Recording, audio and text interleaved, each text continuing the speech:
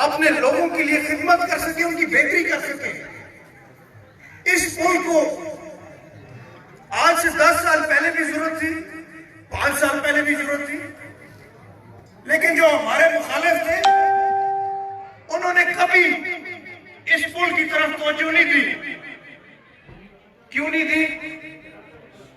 क्योंकि उनका ना इस इलाके के साथ कोई लेना देना था, ना उनको पता था कि अवाम की खिदमत किस तरीके से की जाती है। हम इस हुकूमत का छोटा सा हिस्सा है, हम इत्तेहादी हैं, और पिछले 5 साल जो हुकूमत में बैठे थे, वजीर आजम भी उनका था, वजीर आला भी उनका था, MNA भी उनके थे, MPA भी उनके थे, लेकिन उसके बावजूद हमारा हल्का नजरअंदाज होता रहा। उसके बावजूद हमारे हल्के के काम पीछे से पीछे जाते रहे, और आज इस हुकूमत के इत्तेहादी होते हुए अल्लाह का फजलो करम है और आप लोगों की दुआएं हैं कि सबसे आगे आप लोगों का हल्का है। पूरे पाकिस्तान के आप हल्के निकाल लें और तरक्याती काम निकाल लें, तो आप लोगों को वाज़ेह तौर पे नजर आएगा कि जो काम आप लोगों के हल्के में हो रहे हैं कहीं पे भी नहीं हो रहे। और इस मुल्क में जो हालात इस वक्त बने हुए हैं वो भी किसी से छुपे नहीं है। महंगाई अरूज पे है, बेरोजगारी अरूज पे है। जिस तरीके से वजाहत साहब कहते हैं कि हमने ये यूनिवर्सिटी तो बना दी, लेकिन आज इस यूनिवर्सिटी से पढ़े लिखे बेरोजगारों की फौज बाहर निकल रही है। इस हुकूमत का काम बनता है कि इन बेरोजगार नौजवानों को नौकरी दें, और ये हमारी बदकिस्मती है कि हम सियासतदान जो है हम नए नए मंसूबों की तरफ भाग भाग के जाते हैं, लेकिन जो हमारे बुनियादी पहले से बने हुए मरकज है उनको बेहतर करने की तरफ नहीं ध्यान देते। अब आप लोगों के सामने हर MNA MPA मिनिस्टर की ख्वाहिश होती है अपने हल्के में नया अस्पताल लेके आए, नए स्कूल लेके आए। बेशक पुराने स्कूलों की छतें गिर रही हो, पुराने स्कूलों में बोर्ड ना हो, पुराने स्कूलों में बैठने की कुर्सियां ना हो, नए अस्पताल और नए स्कूल लेके आने हैं। हमारी कोशिश होनी चाहिए कि जो हमने अदारे बनाए हैं उन अदारों को मजबूत करें। आज अफसोस होता है कि हमारे बेताशा स्कूल हैं जिधर बच्चे बाहर बैठ के पढ़ते हैं, चाहे गर्मी हो सर्दी हो, उन्होंने बाहर कुर्सियां लगाई होती हैं।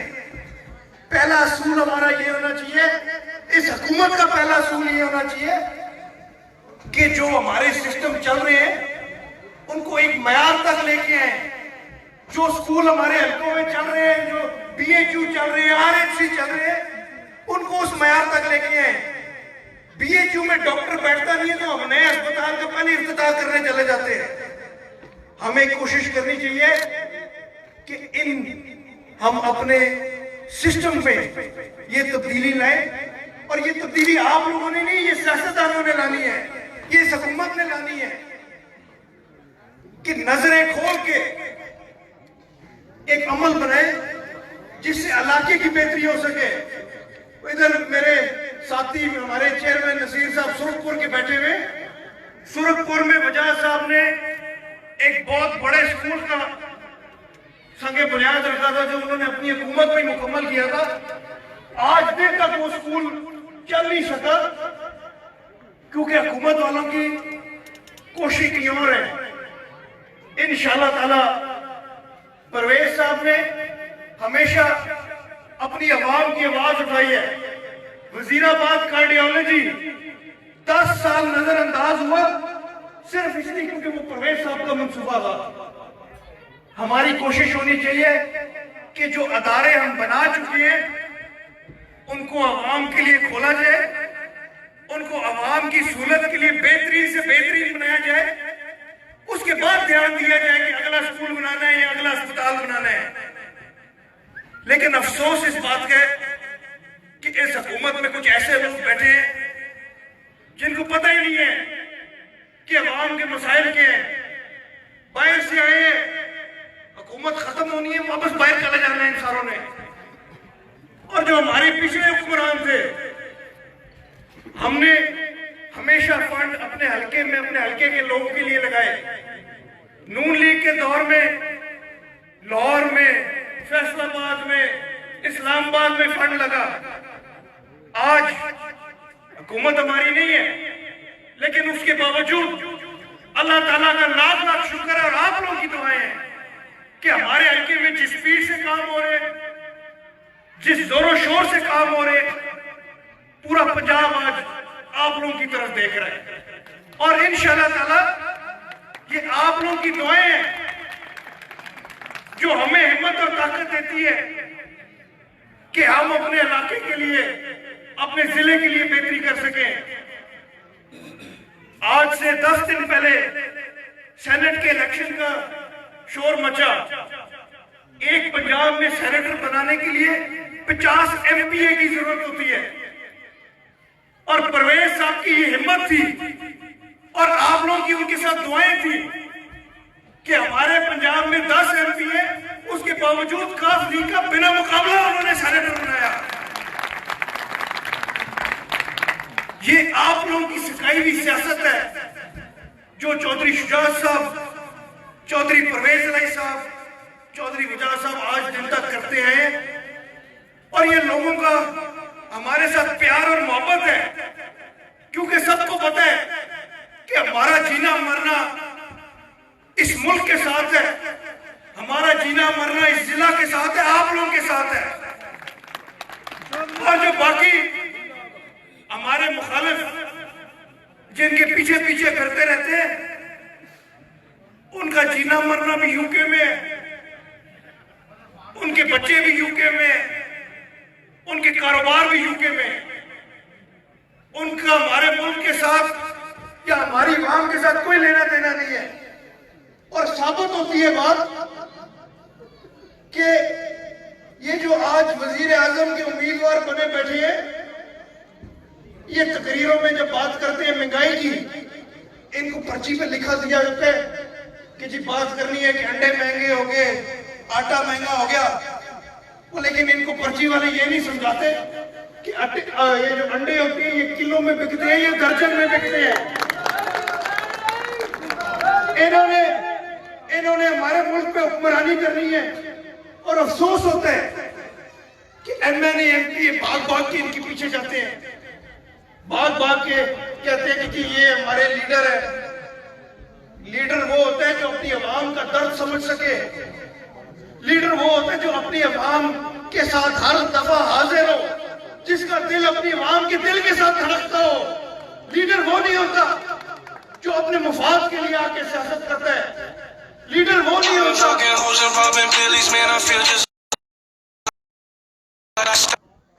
मैं आप लोगों के बीच पिछले 8 साल से मौजूद हूं।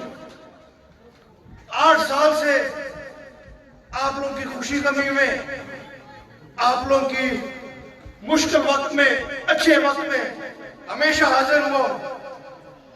लेकिन अफसोस होता है जब मैं देखता हूं कि कुछ लीडर ऐसे इस मुल्क में आ गए हैं जो हमारी फौज के खिलाफ, हमारे अदारों के खिलाफ ऐसे ऐसे नारे लगाते हैं कि समझ नहीं आती कि ये पाकिस्तान के लिए काम कर रहे हैं या इंडिया के लिए काम कर रहे हैं। आप सारे यहाँ पे बैठे हैं, आराम से चैन से रात की नींद सोते हैं, सिर्फ इसलिए सोते हैं क्योंकि आपको पता है, मुझे पता है, हमारी फौज हमारे बॉर्डरों पे हमारी हिफाजत कर रही है।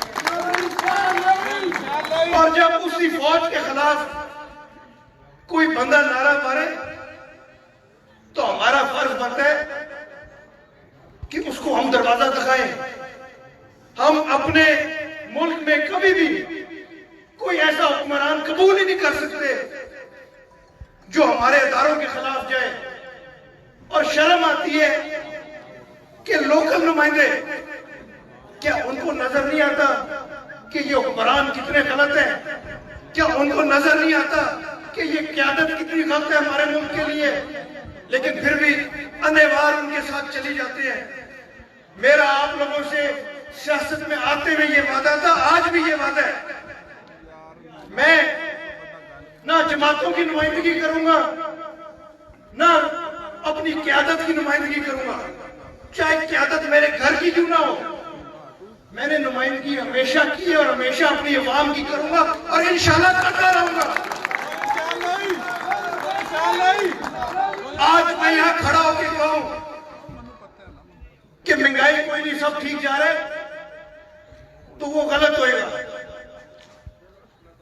अगर मैं यहां खड़ा होकर कहूं कि सारों को रोजगार मिल रहा है, मुल्क खुशहाल हो रहा है, वो भी गलत होएगा।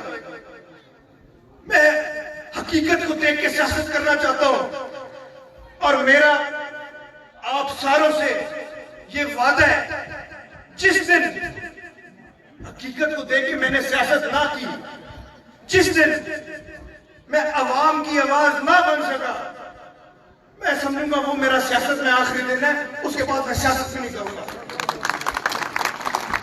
मेरे से जमातों की सियासत ना होती है और मैं अपने बुजुर्गों को भी कहा कि ना मेरे से करवाएं, ना ये रास्ता मैं अपना सकता हूं, ना अपनाऊंगा।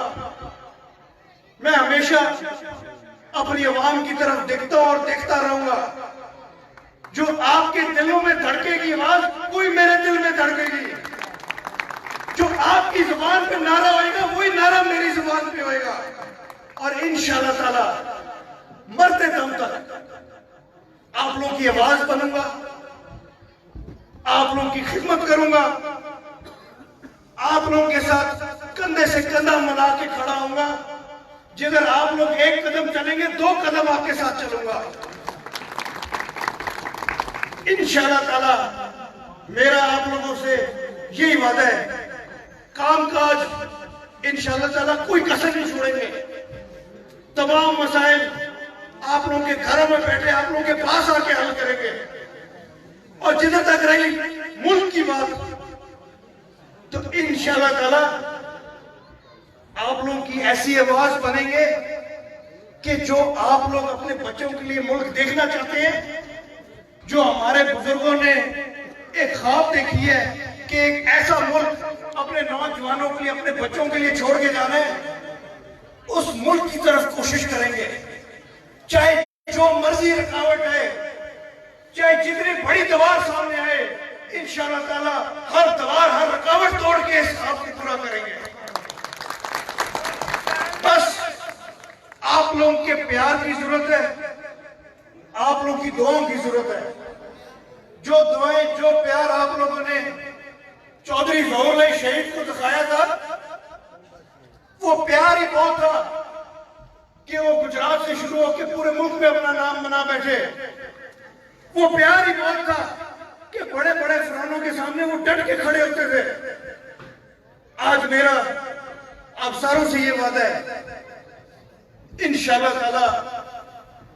आज यूसुफ साहब ने मुझे पहली दफा जब अपने पास इसी डेरे पे बुलाया था, उन्होंने कहा बेटा मुझे तुम्हारी एक ही बात पसंद आई है, जो तुमने अपनी पहली तकरीर में कहा कि मैंने चौधरी ज़फ़र शहीद वाली सियासत करनी है। इस बात पे डटे रहोगे तो कामयाब होगे, इस बात से हिले तो कामयाबी दूर दूर तक नहीं आएगी। और अल्लाह का शुक्र है आप लोगों की दुआओं से कि आज भी मैं उसी बात पे डटा हुआ हूं और इंशाअल्लाह ताला डटा रहूंगा। आप लोगों के साथ जो एक रिश्ता चौधरी ज़फ़र शहीद का था, जो मेरे वाले साहब का है, शायद मैं उस रिश्ते के बराबर भी ना आ सकूं, शायद मैं उस तरीके से उस लेवल तक रिश्ता ना निभा सकूं, लेकिन मेरा वादा है कोशिश मैं पूरी करूंगा। कोशिश इंसान के हाथ में होती है, बाकी अल्लाह ताला के हाथ में होता है। मैंने इलेक्शन जीतते हुए कहा था कि हल्के में बेहतरी के लिए मैं कोशिश जरूर करूंगा, और आज मुझे खुशी होती है कि हमारी कोशिशें आहिस्ता आहिस्ता रंग ला रही हैं। और इसी तरह मैं कोशिश जरूर करूंगा, जो रिश्ता आज यूसुफ साहब का मेरे बड़ों के साथ था, वही रिश्ता इंशाअल्लाह ताला मेरा खुर्शीद आलम साहब का इसी तरह बरकरार रहेगा।